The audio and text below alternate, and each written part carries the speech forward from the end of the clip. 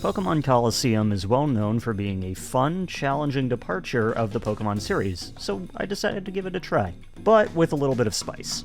I wouldn't be allowing myself the use of any legendary Pokemon, and the cherry on top, pseudo legendaries are also not allowed. Let's give it a try. Here we go. I pressed the wrong fucking button. Right.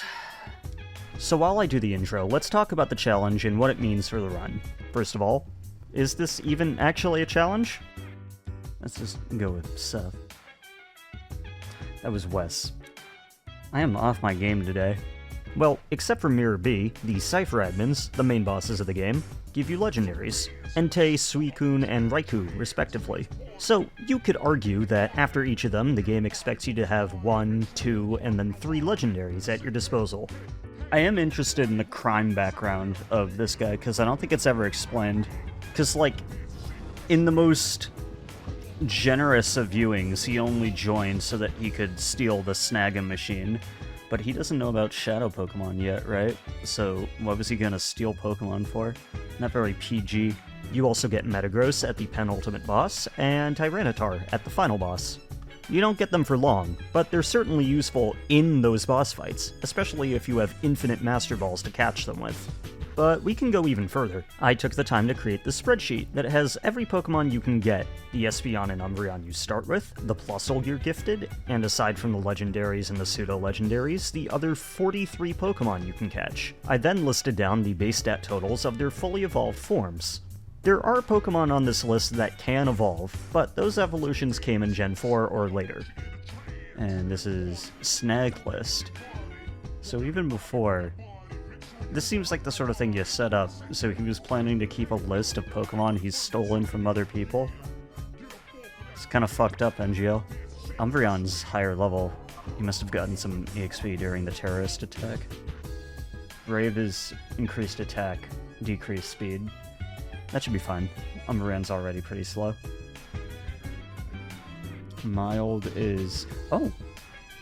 Mild is increased special attack and decreased defense. That's, like, moderately helpful, I think. I'll fuck with that. After some simple math, the average is 445.5. The base stat totals of the Legendary Beast are 580, and the base stat totals of Pseudo-Legendaries are 600. So assuming I'm using a Pokemon of average strength instead of them, I'm willingly giving up on 712.5 base stats. That's sort of like having Arceus or Crown Zacian and leaving it in the box. So that should be challenging enough for a first-time playthrough. So I can interact with the gear? Okay. And now I'm just interested. What's so special about this gear?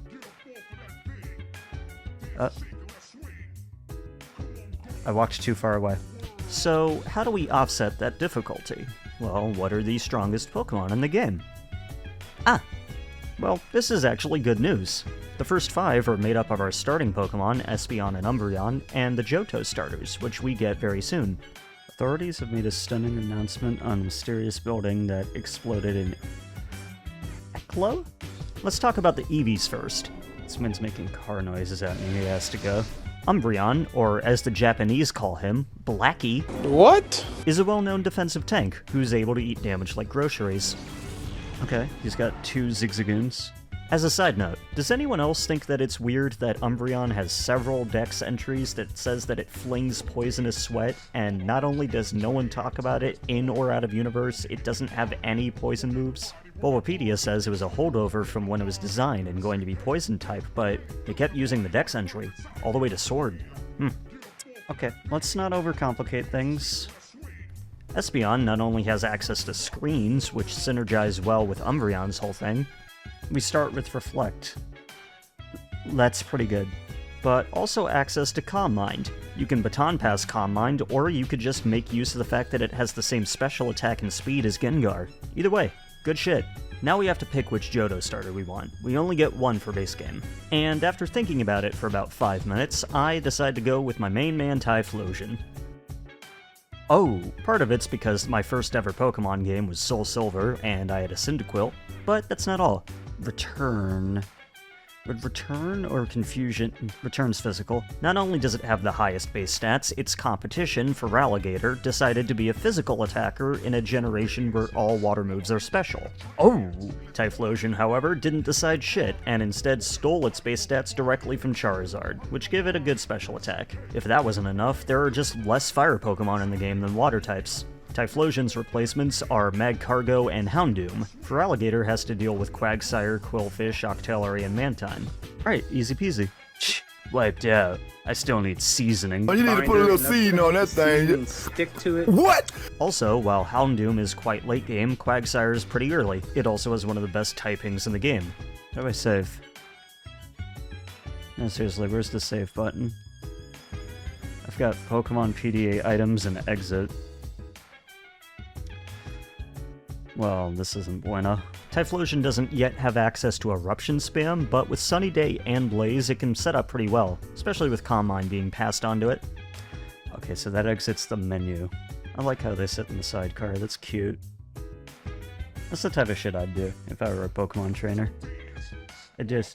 Maybe it's because Soul Silver was my first game, but I just wouldn't keep them in balls. After deciding Ampharos would probably be a good great value Raikou, I look at Flygon. Okay, so they were kidnapping her because she could see Shadow Pokemon, and that's, like, bad for them. Luckily, I haven't banned pseudo Legendaries, so Flygon would be a great addition. Okay, so Bite's a special attack in this gen. So... Ooh, eat that shit, Umbreon. That's nothing to you. Oh, that's a crit. Does Reflect work on crits? I should look that up. Skipping over a bit though, I noticed Skarmory. Skarmory has possibly the best type in the game, especially before Fairy was invented, and it has access to spikes. We'll have Umbreon use Bite here, and Espeon's faster speed will take out this Whismur just in case.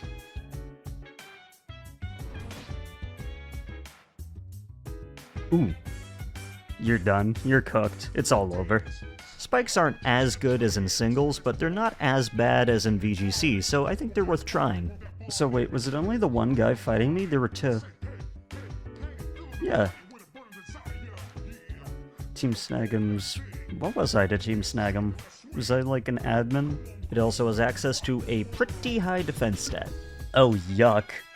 That's not normally the, reaction people have to a kidnapping. Ew, what a weird burlap sack. There's someone in there. Yuck.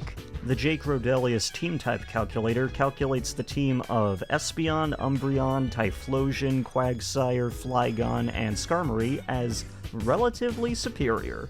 So this is a good all-rounder team if we have no idea what we're going up against. Okay, let's just go with... We've got Rui, Anka, and Yuki. Why is this one a C? And this one a K. Is it Ansa? It doesn't matter. I could technically look up every single trainer I'm going to fight, but I'm going to try not to do that. I mean, it was just Whismur. It's not that weird. I mean, I suppose it's a fringe choice for a criminal. Is kindly a real word? I know about the kindly ones, but they were never used as a positive. In a kind manner, kind, warm-hearted, or gentle. Oh, yeah.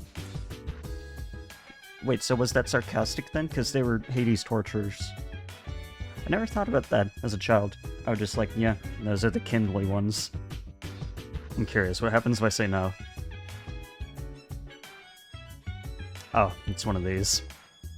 And after taking a bit to think about my Pokemon's personalities, now that I think about it, Brave and Mild sort of fits the opening cutscene. Like, one was fucking with me in the explosion, and the other was like, I'll sit back, chillax, I'll be the getaway driver.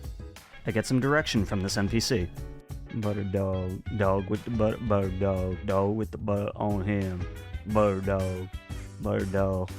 Oh, hello, cast form. And I'm curious, does this guy keep running? Can I, like... I can. Now Cast Form's ahead of him.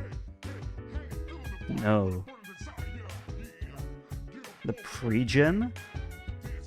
It's called the Prestige Gym, but everyone calls it pre-gym. It's called the Prestige Precept Center. I'm fucking illiterate. Pre-gym is on the raised middle part of town. Isn't this the thing where... Right, you can fight a bunch of, like, weaker trainers, and then later you can come back to fight the leader. I don't want to do the pre-gym until I have a couple more Pokemon, though, so I take the time to explore the town. Is this Pokemon soup? Wait, where do I get Pokeballs then if no one sells them? Or is it just here that no one sells them? Ooh. And do a couple optional battles. Oh, sure. Let's hope this old man isn't cracked and I made a huge mistake. One of these is the pre-gym. I did.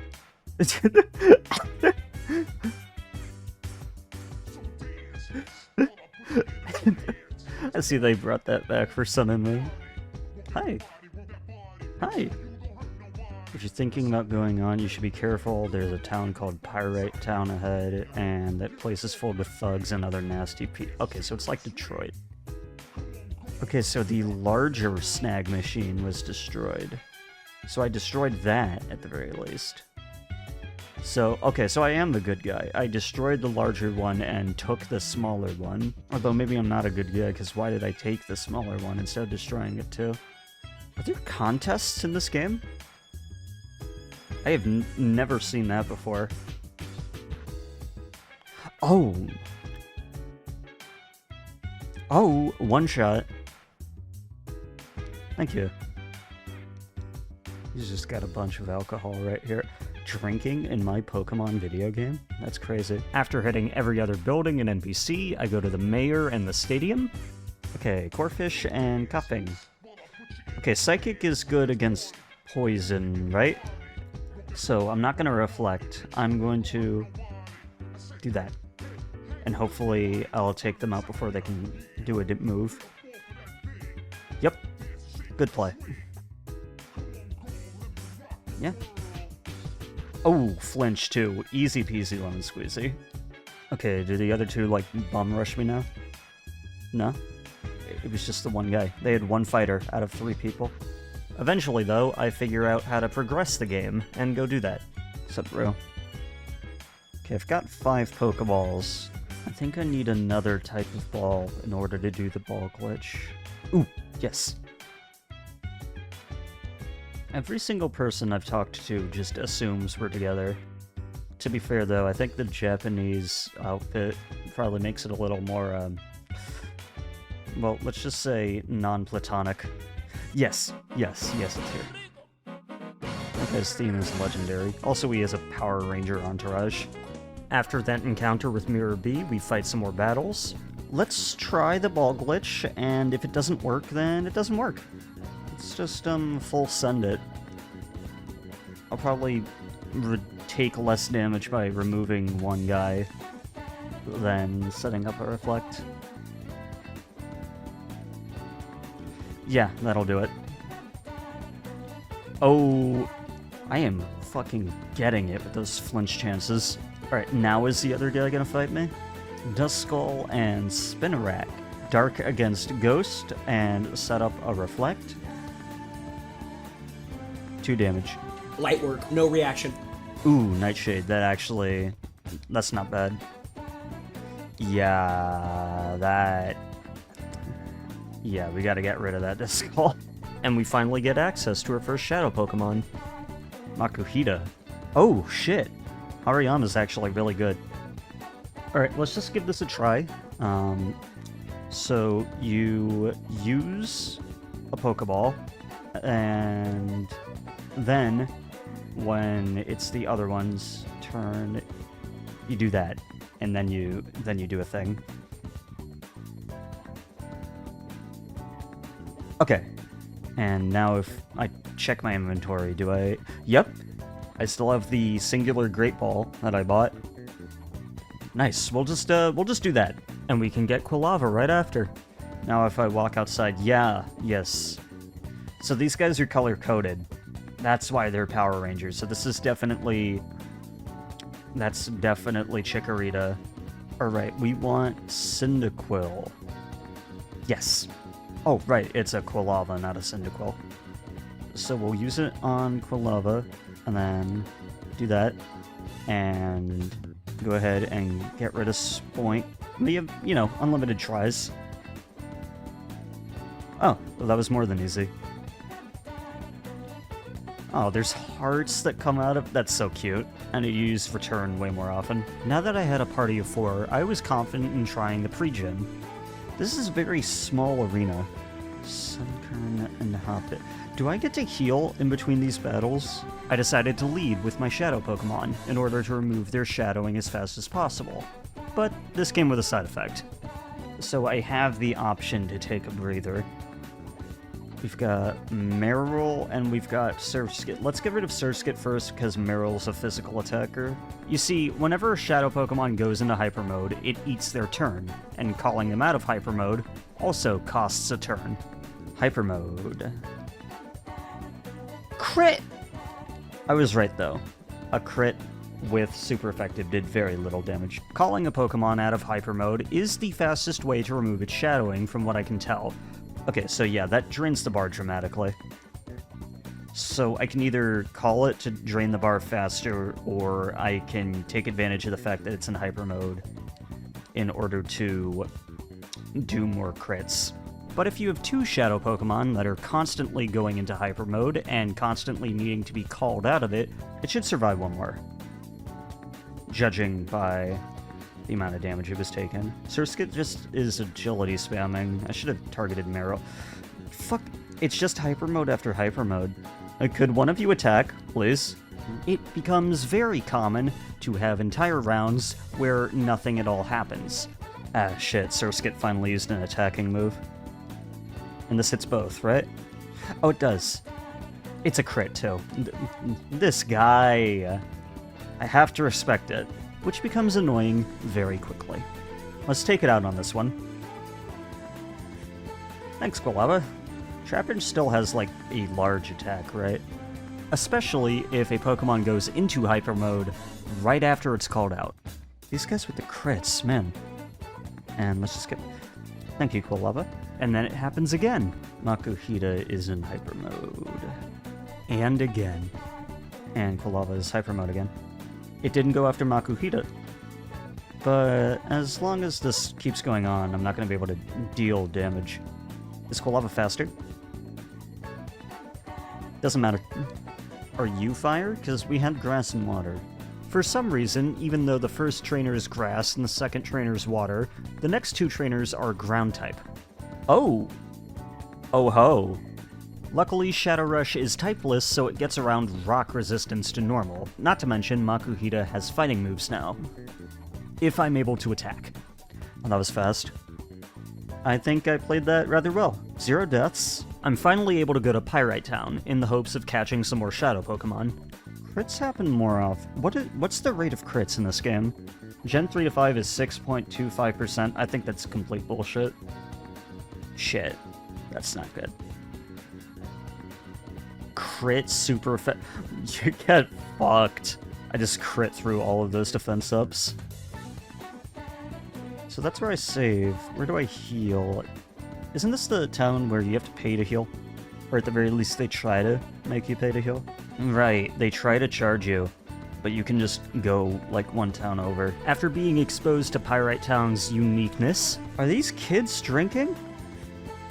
What's so special about Mirabee? You'd know if you saw them. Is this place like Russia, where like even the kids just fucking drink? I was able to start catching some Pokemon. Oh shit, Misdreavus, I know about this one. Went a little harder than I thought it would. I mean, all the other ones have just been first try.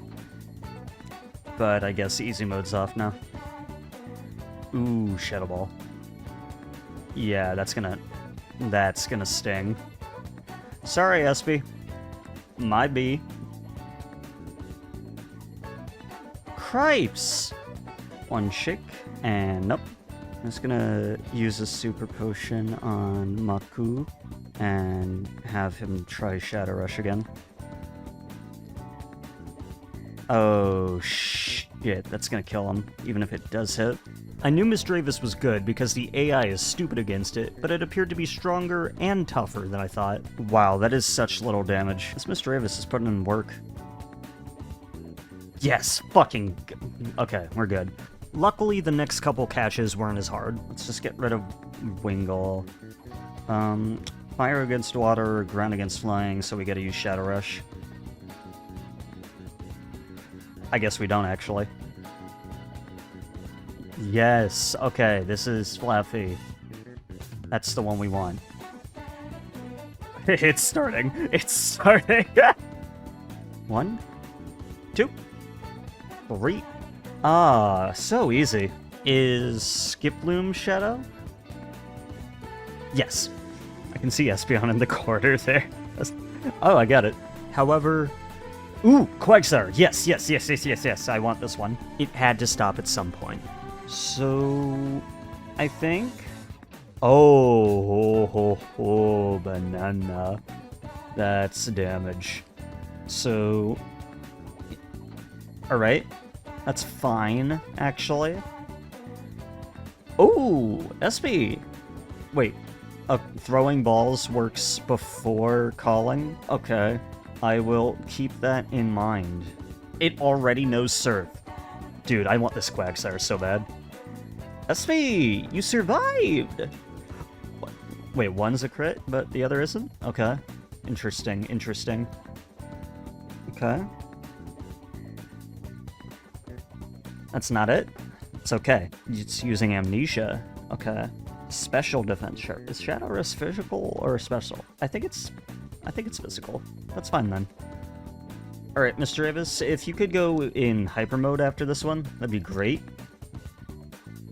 What is Quagsire's catch rate? Thank you, Mr. Avis. That is nothing to a guy like Umbreon. What is Quagsire's catch rate? Hold on, I'm looking this up.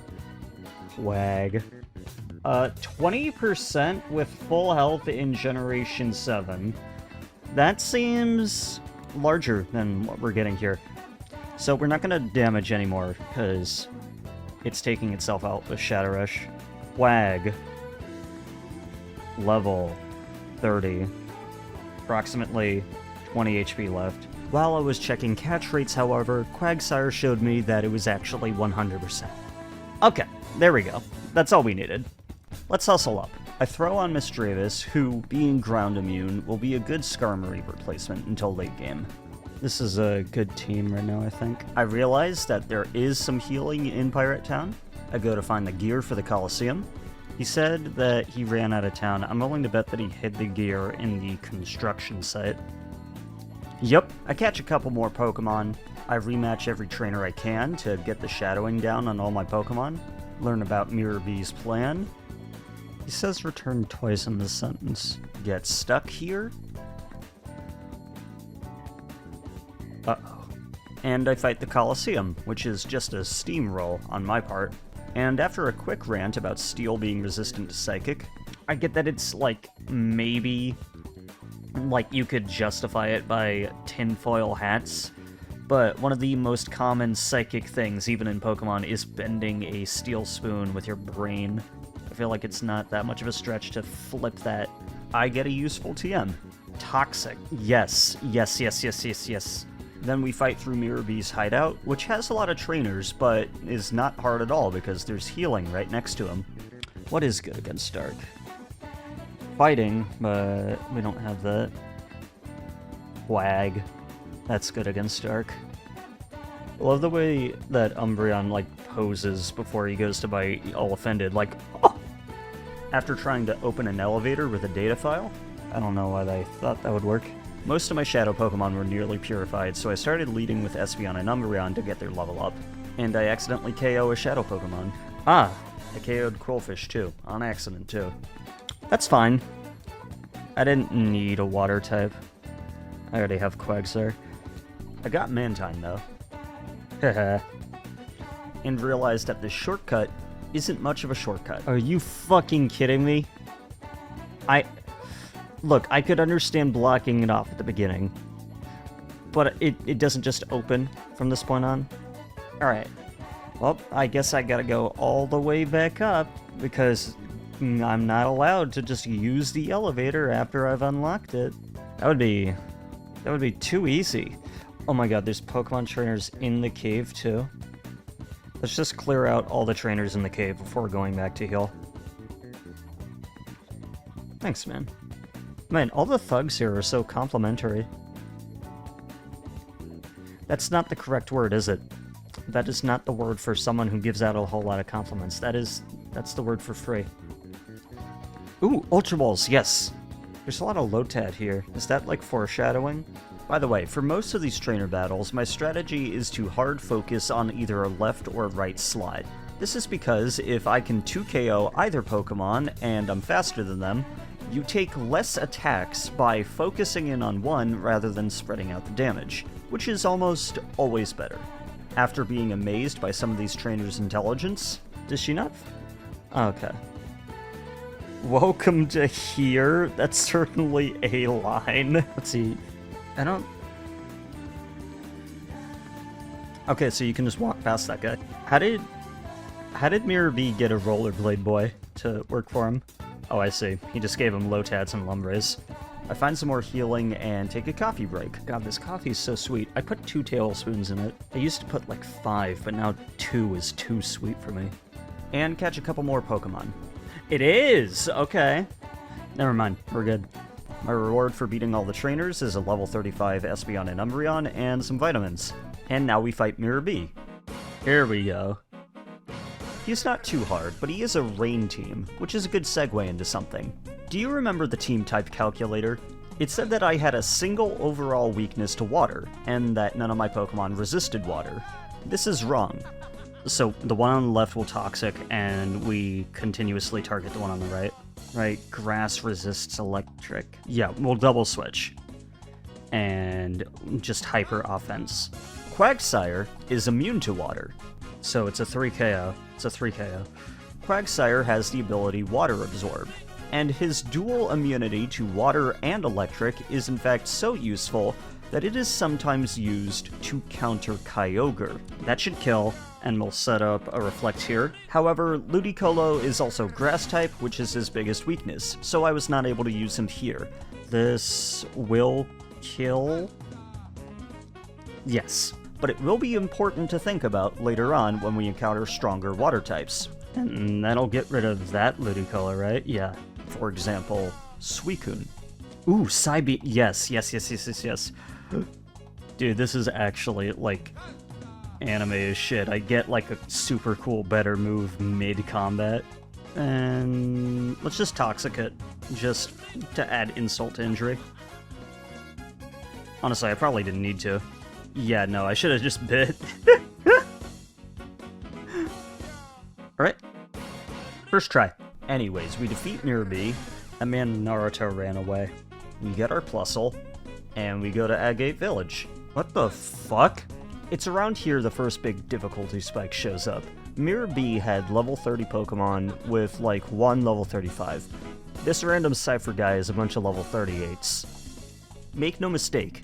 Well, that was easy. This is the new norm. Luckily, after beating him, we unlock Purification. Wait, no. You left the file, you idiot. Good. Alright. We're also able to nickname our Pokemon. I have a tradition of naming my Typhlosions King, but I just realized King is female. Whoops. You know what, it's like a Fate Arthur thing. She just does king shit. And something very important. I may have been banned from Legendaries, but I'm not banned from Daycare.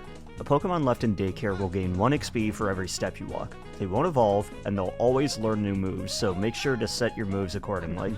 This is in exchange for 100 Pokédollars, plus an extra 100 per level you gain, and having to wait. Or rather, having to walk a lot. So, how much should we use this? Well, Cypher Peon Scrub had a bunch of level 38s, and the legendary Pokemon are level 40. So, level 40 would be the correct choice, right? So that's what I did. I threw on a couple YouTube videos and I walked up and down this little stretch of land for a collective 45 levels. It gets better, actually. Game Freak didn't want breeding in this game, so you're only allowed to put 1 Pokemon in the daycare, rather than 2, like normal. This essentially means that it takes twice as long. Eventually, though, all my Pokemon are level 40, except for King. You can't evolve on the daycare, so King's at level 39 with so much XP that any Pokemon she fights will put her over. Right, okay, it's Gen 3, so Flame Wheel is still special. That's always something I have to, like, remind myself about, that the physical special split hasn't happened yet. And all it cost was 5,000 Poke and, like, I don't know, 6 hours. Alright, who do I give my Quick Claw to? I think that I'm going to give it to Umbreon, because he is very slow. He is a very slow boy. Okay, I'll give Espy the Twisted Spoon. We're coming up on our first legendary, so I think it's time to talk about an interesting rules clause that I thought. Okay, all these guys are water weak, so I'm going to switch King out for Quag. The rules for this run are I can't use any legendaries or pseudo-legendaries. But what about catching them? Alright, that last guy was ground.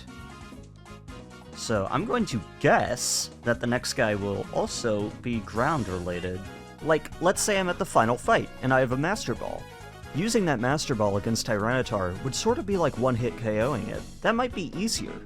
So, am I allowed to catch Tyranitar just to release him later in order to make the fight easier?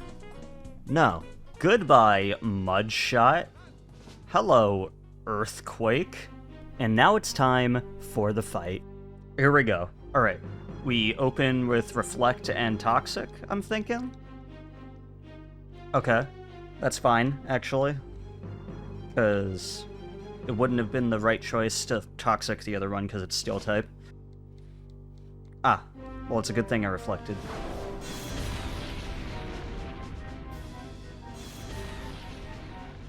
Oh yeah, no, we're fine, actually. We're in a good spot. Now, it can't protect twice in a row safely, so I'm thinking if it's that one's plan to just Earthquake constantly. Yeah, we'll do the same thing, and switch out SB for Flutter, who is super effective and cannot be hit by Earthquakes. Ah, that's the plan. They switch between protecting and earthquaking. Joke's on you. Toxic will hit through protect. Huh. That one seems like it did more damage than the first one. That's okay. So, if I'm not mistaken, now Golem's going to protect, so we double up on Metang. Yes.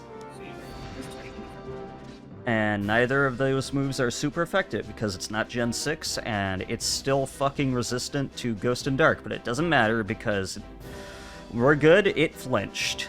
Now, Metang's going to protect, so we'll go for the flinch chance again. Ooh, that could be funny. Haha, get fucked, Rip Bozo. Oh shit, it's not even able to protect because of that? Oh, get fucked, Marshtomp. Oko crit. Camerupt. And Golem gets taken out because of the Toxic. Entei, nice, good. So now they're both fire types. One of them is quad weak to water, so now is about the time where I switch in Quag, and we'll just hit a Confuse Ray on Entei. Fire Blast, huh? Nice try. Alright, that should make Entei less annoying. Camerupt used Earthquake, doesn't affect Misdreavus, and Quag can take that. It will put Entei at half health. Holy shit. This might kill right here, actually. Let's just double up on Entei. Okay, Entei was able to break through Confusion. Bite against Misdreavus? Yeah, I expected that. Goodbye, Flutter. Okay, it's probably gonna do Earthquake, so we'll send out Umbreon. He can take that shit. Flamethrower. Okay. Now, that's gonna be... yeah. He can take that shit, too. Surf, and Camerupt's quad weak, and that should kill Entei, right? Yup! I was stressing way too hard for that. Easy fight. And with that, we've passed up on our first legendary. The real run begins now, but you'll have to see that in part 2. Thank you so much for watching. I'm sorry to leave you on a cliffhanger, but I figured 2 or 3 30-minute videos might be easier to watch and make, rather than a feature-length film. Because we've only now just gotten to the point where you should have at least one legendary, this was more a regular playthrough than not, so I hope it was still interesting enough. If that's not interesting enough, here's me fighting Aegon from 9 Souls. But yeah, that's the end of the video.